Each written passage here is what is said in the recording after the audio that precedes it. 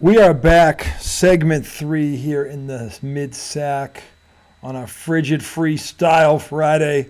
The Redoubtable One is on leave. He's on assignment. Assignment debauchery, by the way. Shamelessness, shenanigans, foolish acts of tomfoolery. Did I say coolery or foolery? It was foolery, yes. And, of course, countless amounts of ballyhoo out there in Western Virginia with his buddies. Hope he's having a good time and he's alive or in one piece when he gets back. I am the highly questionable Naji Miliaccio. Segment 3, all things NBA preview. Boston Celtics. Talk about a team that's been knocking on the doorstep. They have won more playoff games the past 7 years than anyone except the Golden State Warriors. Think about that for a minute. 4 conference finals, or is it 5? 4 or 5. NBA finals, they lost in 6 games. And then last year they came back from 3-0 to tie it, forced a 7th game, only to be thwarted. Tatum went down, Jaylen Brown choked. You know the story. Marcus Smart blew, and they got ushered off by Miami, who went on to do exactly what we said they're going to lose in 5 games to Denver. That's all Miami does is get there and lose. And I'm sick and tired of hearing about him. Apparently so was Brad Stevens, because Brad Stevens didn't stand pat this offseason. And kudos to him, because he figured out that they had gone as far as they were going to go with that current roster. And that if they were going to get over the top and finally bring home another banner, they had to make a few decisions that were not easy to make. But he gets paid that kind of money to make those decisions, and he made them. And God bless him for doing it. And I'm laughing at all of the people that are trashing Kristaps Porzingis, because the ones that are doing it, okay, are going off of one thing, his injuries. And again, he was a unicorn when he came out. He's never lived up to that. Because, look, for every LeBron James out there, there are 1,000 people that have hype and never live up to it. That's more common than you think. LeBron James is the one-off. Okay, this kid, though, has not had a bad career. He just hasn't lived up to his hype so far. Now, he's just entering his prime. He's coming off statistically his best season. And you can sit there and tell me, well, the Wizards stunk. Well, he was basically alone. Bradley Beal had checked out. Bradley Beal was getting traded. Bradley Beal, who's an offensive player, but I wouldn't say he's a defensive juggernaut. Bradley Beal went somewhere where he didn't have to be the number one, because he can't be the number one either. Porzingis is supposed to be the number 2, and as a number 2, he was 24 points a game. That's a pretty good number 2. But the number 1 isn't a number 1. That's why he went to Phoenix to be a number 3, because that is what he is now. Okay? So if your number 1 is really a number 3, okay, how is your number 2 supposed to do anything when he might be better than him? Well, guess what? Porzingis is now a number 3, and he is standing next to the best tandem maybe in the entire NBA. And the only reason there are questions about that tandem is because Jason Tatum doesn't seem to understand the moment half the time, and Jaylen Brown doesn't seem to understand fundamentals.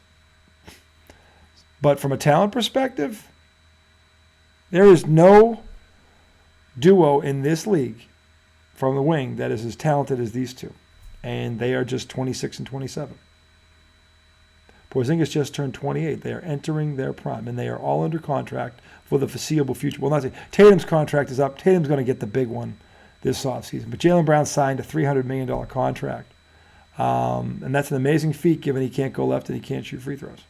And he's a guard. So he got his money. Okay, I wanted them to keep him. I thought that price was too high. But he got it. Okay, Jaylen, now what? I told Mr. Izzo that the only way to justify that contract is he's got to win at least 2 titles in the next 5 years. At least 2. Now, from a talent perspective, they should have already won 1.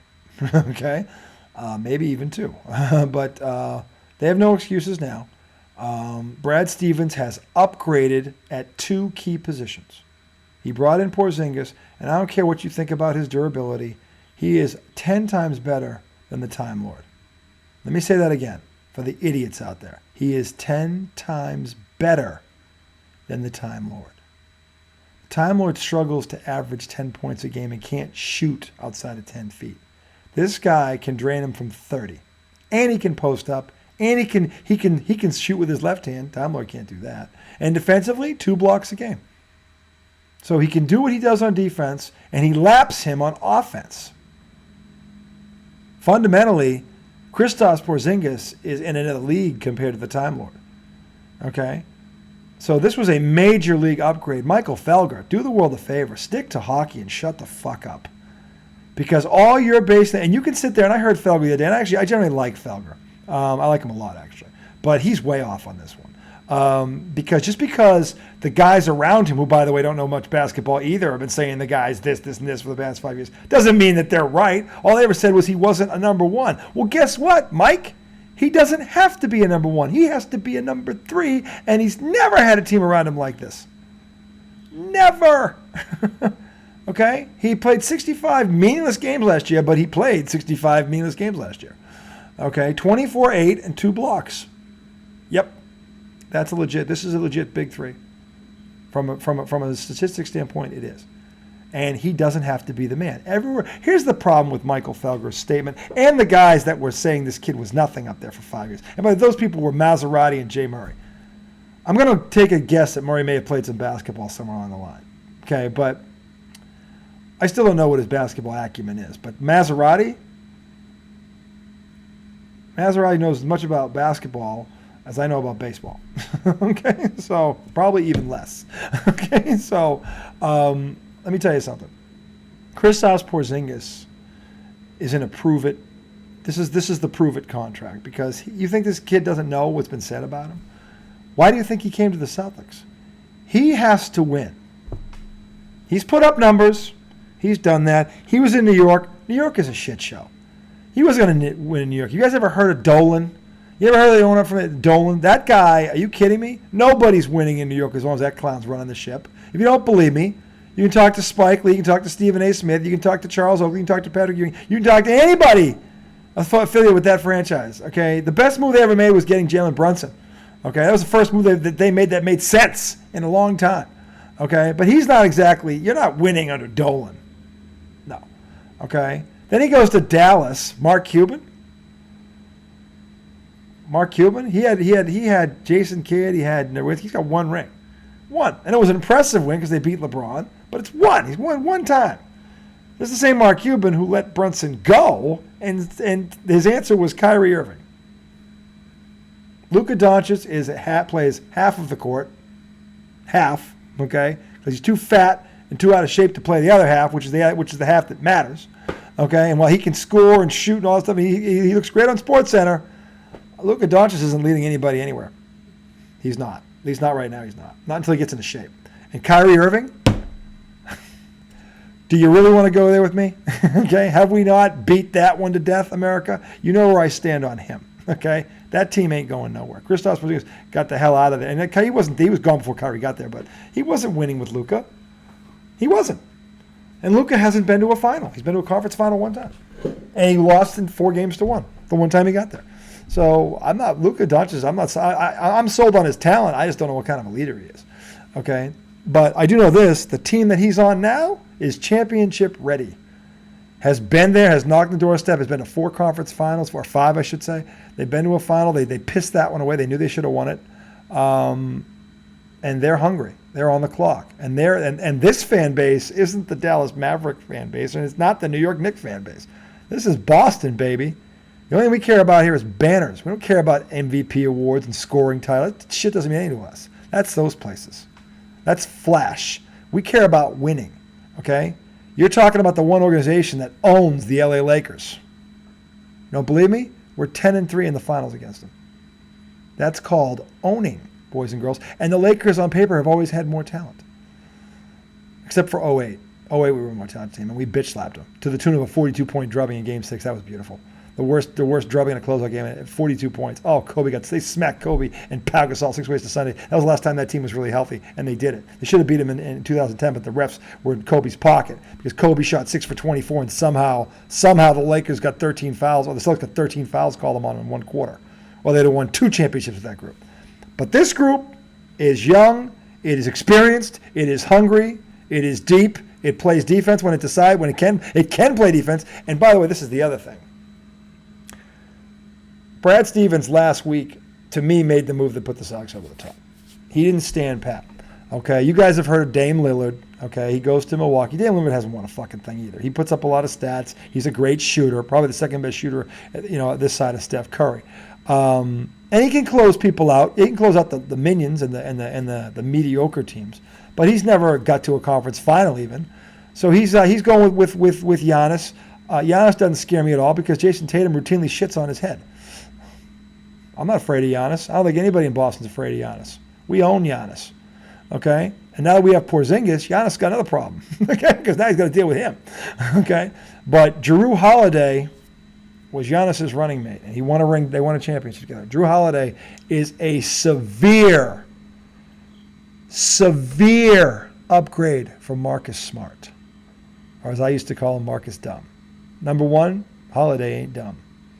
Holiday's battle-tested. He's a better shooter. He's every bit the defender that Marcus Smart is when Marcus decided to play defense. He's bigger. He's a better everything. Okay, Brad Stevens answered the call. He literally upgraded 2 starting positions from a team that was on the doorstep of a finals last year. How many teams really did that? 2 positions, not 1. 2! Okay? And this guy has a ring on his finger. He knows how to win. Marcus Smart doesn't know how to win. You can sit there and talk to me all about all the hustle plays all you want, but you look at his decision-making in the finals against Marcus Smart, they were never going to win a title with Marcus Smart. Brad Stevens saw the writing on the wall and did the right thing. And it wasn't the popular thing, but it was the right thing. Okay, and I don't even care if it was the popular thing, because the popular thing is usually not the right thing, because most people don't know what the fuck they're talking about. Okay, Marcus Smart was beloved. He was a tough kid, and I loved him for that. Okay, and he played his heart out when he played. And defensively, he was as good as anybody I've seen in a long time, since Dennis Johnson. That's how highly I thought of him as a defender. But as a leader, Marcus Smart is not the leader of the Boston Celtics. The Boston Celtics were never going to win a title with Marcus Smart leading this team. It's got to be Jason Tatum. Anybody who knows basketball will tell you that. Well, now it's Jason Tatum and Jaylen Brown's team. He's got his running mate. He's locked up for 5 years. He's going to get the big contract. It's all about rings. And now you got a guy in your backcourt who's got one and knows what it takes to get one. And he went through you to get it. Okay? So Jrue Holiday, to me, is the linchpin here. He is the one that puts Boston over the top. Okay? And because of their depth, by the way, Derek White, the other guy nobody's talking about who's back. Great move by Stevens getting him from San Antonio. I'll tell you what, Boston, and somebody said, I forget who it was, but you name me a team that can match Boston's top 6 players. I don't think there is one. And that includes Denver. Okay? So it is championship or bust on Causeway Street for the Boston Celtics this year. It is championship or bust. And again, barring major injury, this team better be in the finals, better have home court, and better win it. Because their time is now. It is right fucking now. Okay? Now, health is obviously, because that's the great unknown. We know what's going to happen here. They got to stay healthy. They got to be smart. By the way, you know, the other thing Brad Stevens did that I loved, and nobody's talking about it, but it was a sneaky good move. He extended Peyton Pritchard 4 years, $30 million. Let me tell you why that was a great move. Because people that really follow this team know who Peyton Pritchard is. And that kid has gotten better every single year, and everybody has written him off. He's been written off more times than Tom Brady was at Michigan, which is saying a lot. Okay, but Peyton Pritchard, people were saying they hope he got traded so he can flourish somewhere else because he's just never going to be good enough to crack the lineup here. I got news for you. He was good enough last year, but Marcus Smart was here. He ain't now. Okay, and now that Brogdon is here, and Brogdon, by the way, is 33 years old. Not Brogdon. Brogdon's gone too.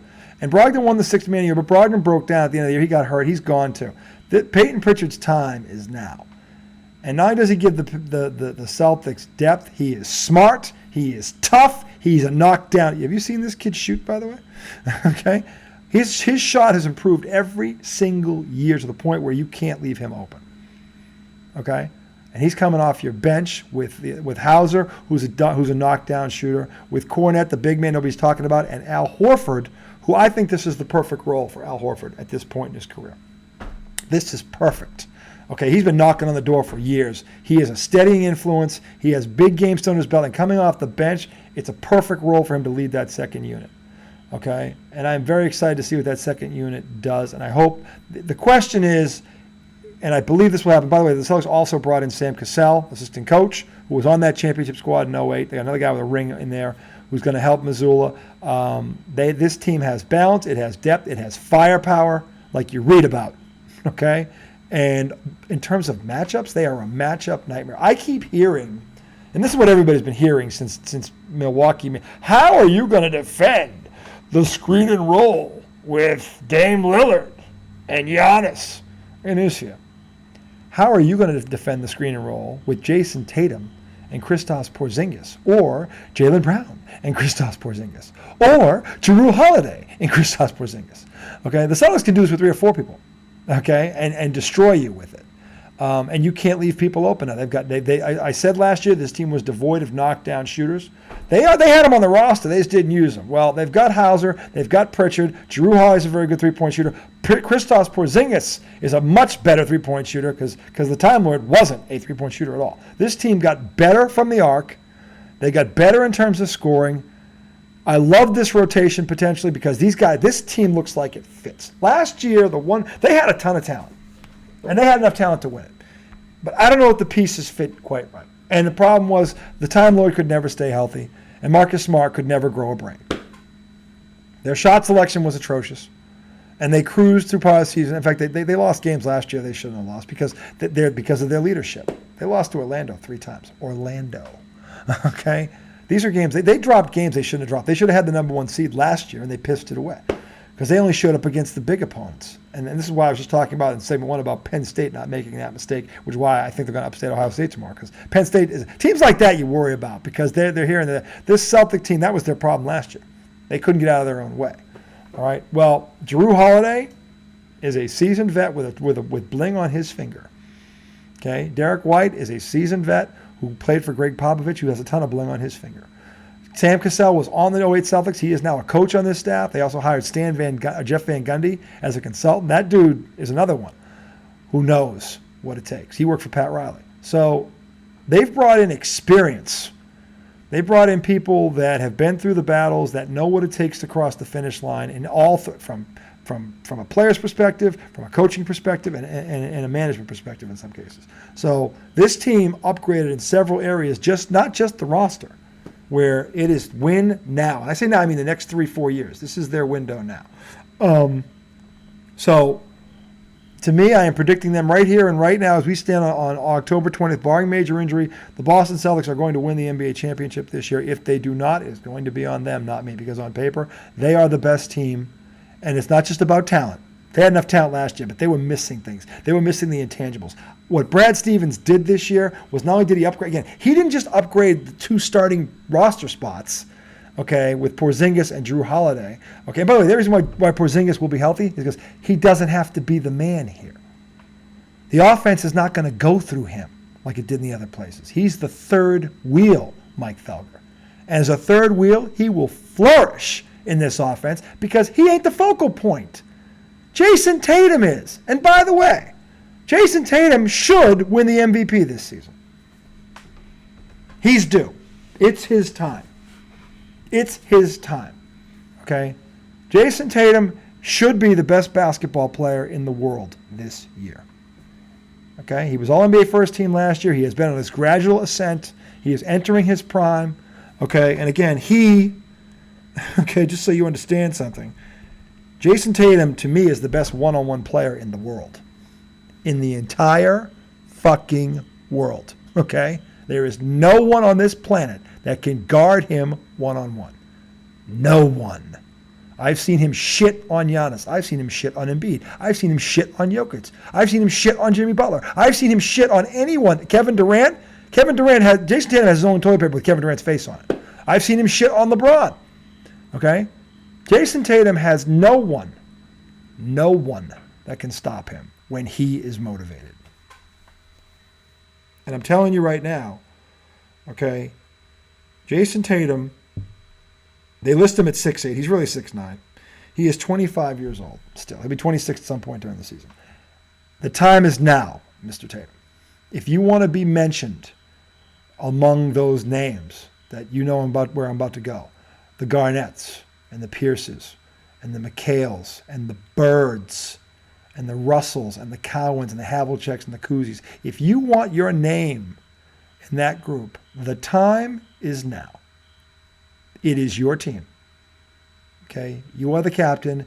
You are the leader. You are entering your prime, and you have got every fucking piece imaginable needed to finish it this time. Denver should not matter, okay? Because now Jokic has to guard Porzingis. By the way, this is the other thing, Felger. Okay, the problem the Celtics had in terms of these teams is they didn't have a guy that could match these guys in terms of scoring on the perimeter.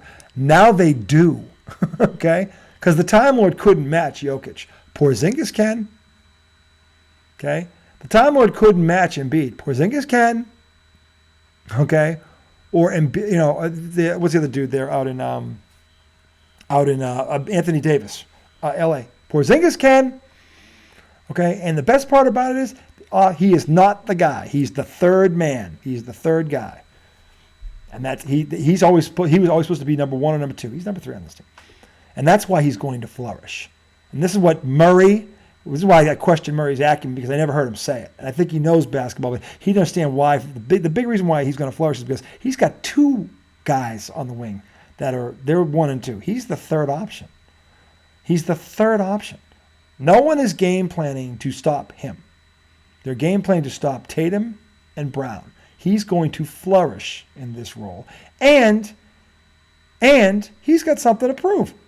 He's got a 3-year extension. This ain't about money. He's got his money. But he needs to win, and he knows it. Okay? And he knows, by the way, if you think the kid doesn't know what people are saying about him, I got news for you. That's the one thing I keep hearing out of there, is that this kid is well aware of the track record of his reputation. And he knows the best way to shut that all down is to hang a banner, or I should say banners, in Boston. And Tatum said earlier in training camp, I've never played with a guy like this. And he meant that as a holy shit. I've never played with a guy like this, what this guy can do. Okay? So I am very excited about this, and I think he will hold up, because I think he understands his time, his window is now too. He's 28, he's entering his prime, and he's never had a team around him like this. Never. Okay? You can sit there and you can bash the 24 points a game. Oh, he's in Washington and they stunk all you want. You don't get it. In a meaningless year where they were going nowhere, he played 65 games. That's kind of the going rate now in the NBA, 65 games. Okay? You play 65 games, you're all right. You're pretty durable. Okay? He can do that and then some here. And he's got Al Horford next to him. Okay, he's got Cornette behind him, the 6'7" big man. Nobody talks about him. He's pretty good. He's a good player. He can play. He does a lot of things well. Pick and roll, can shoot, finishes around the rim, plays defense. He's a good backup too. They got a lot of depth. Now the one question is, will Mazzulla in year 2 put the pieces together? Brad Stevens gave him a puzzle that will fit if Mazzulla does this right. Sam Cassell is going to help him with that. Jeff Van Gundy is going to help him with that. He's got a lot of support. Mazzulla's got a support system in place. I love how Brad Stevens did this, because people didn't understand why he brought in Cassell and Van Gundy, because they're a support system to help Mazzulla. They've both been, Van Gundy's been a coach in this league. He knows. Okay? He's got guys, veteran leadership around him to help him with things. And I'm sure Brad has told them, look, these guys are here to help you. Listen to them. They are good. And Cassell's got a ring on his finger from the 08 Celtics. He knows what it takes. This was a good move by Brad to help Mazzulla along and get through this. Last year he got thrown into the fire after what happened with Udoka. He did the best he could. It was his first year. He made mistakes, but he didn't have a support system like he did here, and the roster is now better. And trust me, this Drew Holiday and Porzingis, these 2 guys, wait till you see what this does to this team. And Peyton Pritchard this year, this is going to be his year where people start to realize, not just in Boston, but outside, go, wow, that motherfucker can play. He can really fucking play. Yes, he can. Yes, he can. And I think these pieces fit together, and they've got the right leadership in place. So I'm looking forward to this. They open up next Wednesday night in the Garden, as in Madison Square Garden, against the Knicks. Hello. Their one loss in preseason was to the Knicks. This is going to be fun. It really is. So that's going to do it for segment. Is it segment 3? It's segment 3. Wow, that was fast tonight, boys and girls. I love it. It's a quick night. Anyway, you guys enjoy the football this weekend. Those of you who are Pats fans, don't watch it. Don't watch it. Don't ruin your weekend. Watch the Bruins. They're fun. Okay. College football, a lot of good games tomorrow. If you have fantasy football, there's plenty to keep you entertained. Don't put the Patriots on Sunday. Don't do it. I'm telling you that as a friend. I care. I care. For once, I'm glad I can't watch that game. I mean, I could watch it if I wanted to. I could find a way to watch it, but I'm not going to. Okay. If they win, wow, great. That'll be awesome. But that ain't happening. 51-3, Buffalo. Could it be that bad? Yeah, actually, it could be that bad. I hope it's not. But don't ruin your Sunday putting those losers on. If you're going to the game and you're really going to go to the game, do me a favor. Boo that motherfucker off the field. And when I say that motherfucker, I don't mean Mac Jones. Boo Mr. Belichick off the field. Send him into retirement. Because as fans, that's the one thing we can do is accelerate this transition. He needs to go like yesterday's garbage. And I don't, Sean Darcy, and I love you, Sean, he's earned the right to finish out that. No, he hasn't. Tom Brady, he pushed him out the door. He pushed Tyler out the door. He pushed Adam Vinatieri out the door. He pushed Seymour out the door. He did this to everybody else who won him rings, and that's how he treated them, like they were just another guy. Well, you know what? Bill Belichick's record tells me he's just another guy. Let's not stand on ceremony here. Send him on his merry fucking winter time. We'll build the statue. He's earned it. Okay, he'll get his statue in 5 years. We'll put him in the hall. Okay, but get him out of here. He's yesterday's news, and he was only news because of Tom Brady. And if you haven't figured that out by now, you never will.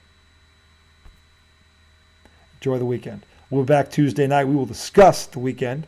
The Izzo, the Redoubtable One, will return. And we're going to, oh, by the way, if you're not following the Major League Baseball playoffs, Houston won again tonight. The Donnie was going on. Philly Joel was winning. I think it was 4-2 or 2-1, whatever it was, against Diamondbacks. We'll catch you up on those guys, see what's going on. If we have series going on or if a World Series is set, we'll let you know. But again, enjoy the weekend. We will see you next Tuesday for the highly questionable one. Stay loose.